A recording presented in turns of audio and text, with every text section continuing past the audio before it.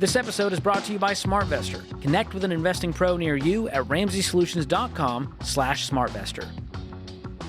Chip is with us in Atlanta. Hi, Chip. How are you? Fantastic, Dave. Ken, I hope y'all are doing well today. Better than we deserve. How can we help?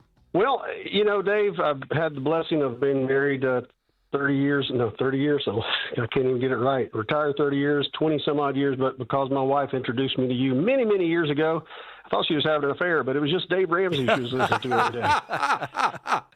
Who is this Dave guy? He got me some round glasses and a goatee. No, I'm just kidding. Just seemed to be that way.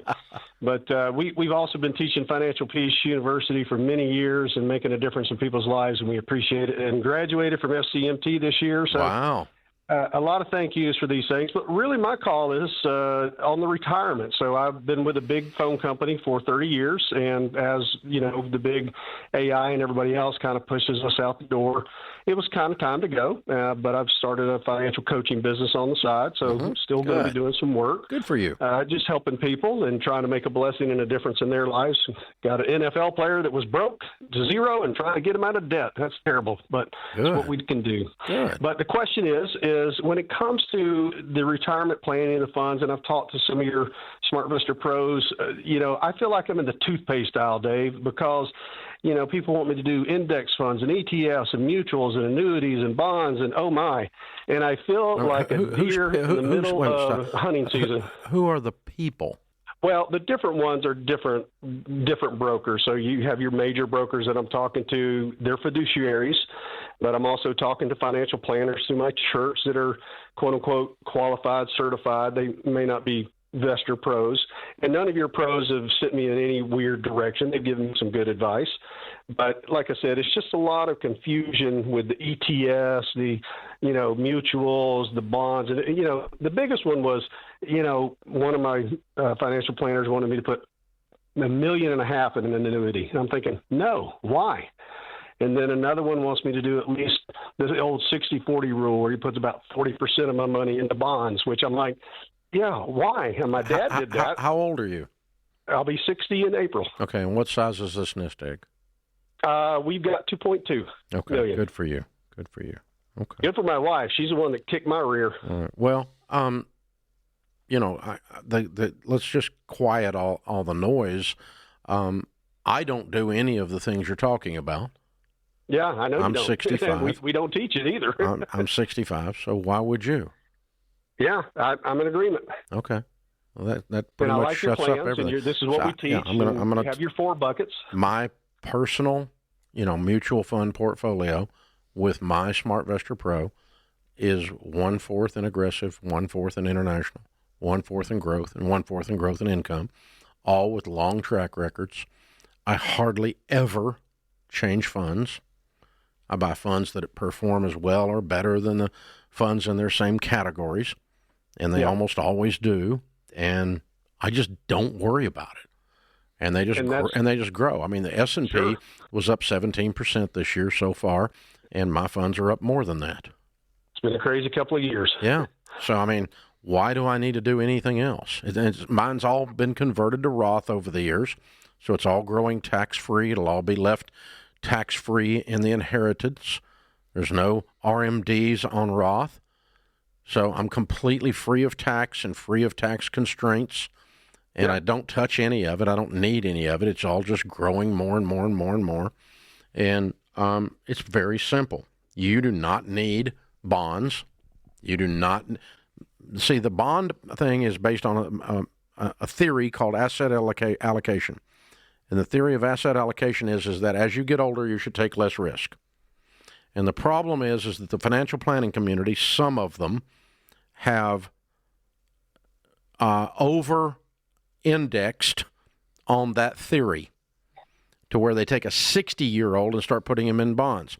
Now, if you don't smoke, you're not obese, and you're fairly healthy at 60, the data tells us you're going to live to 90 on average.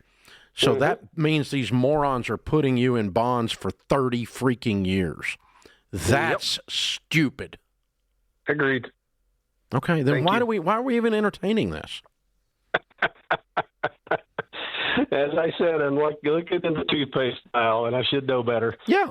I mean, your teeth are clean and your breath smells good. Just keep using the one you've been using. There you go. Just I mean, it's that simple. It's there's enough opinions out there in the financial world. They're like armpits. Everybody's got one that usually stinks. So it's like, well, I think this is actually an interesting, because this is a great guy.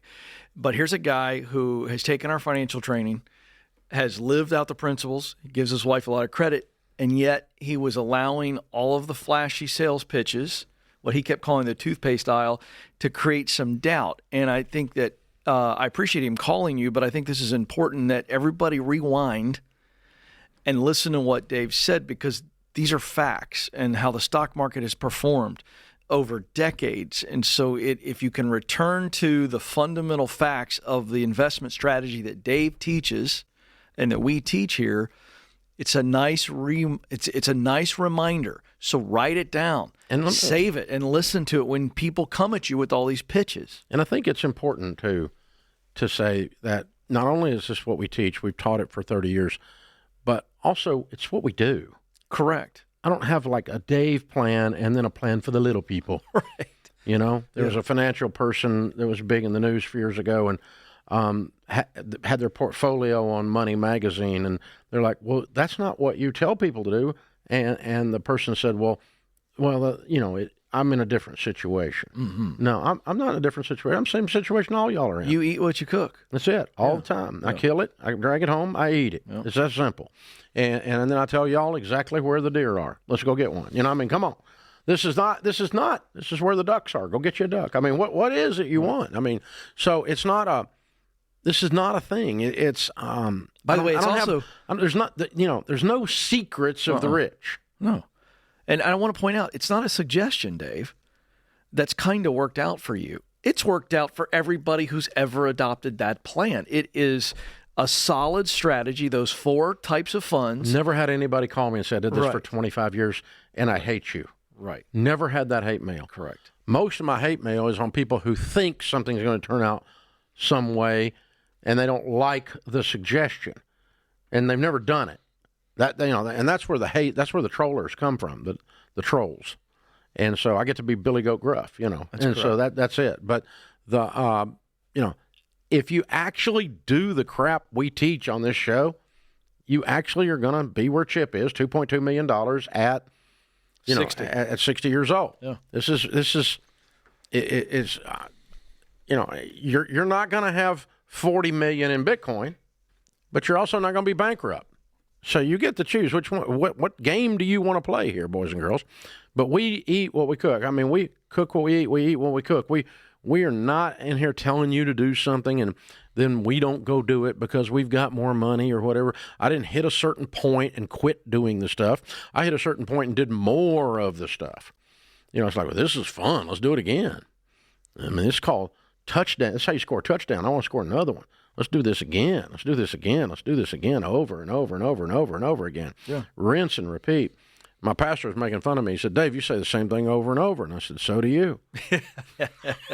Fair point. You know what, Dave? I think it'd be awesome. Hit the 4 funds. Hit our core financial strategy for people so they don't have to rewind. This is how much we're going to serve people. A 4th in growth, a 4th in growth and income, a 4th in international, and a 4th in aggressive growth, all with the longest possible track record, preferably 10 years or more. If you're buying an independent mutual fund for an IRA from your SmartVestor Pro, like a Roth IRA, you definitely can choose funds that are longer than 10-year track record. Inside your 401k, they may or may not, but get good long track records and then, look at them once a year and go, wow, look at this. This is what's happening. And some years they go up, some years they go down, but most years they go up, and some years they go way up. And like this year,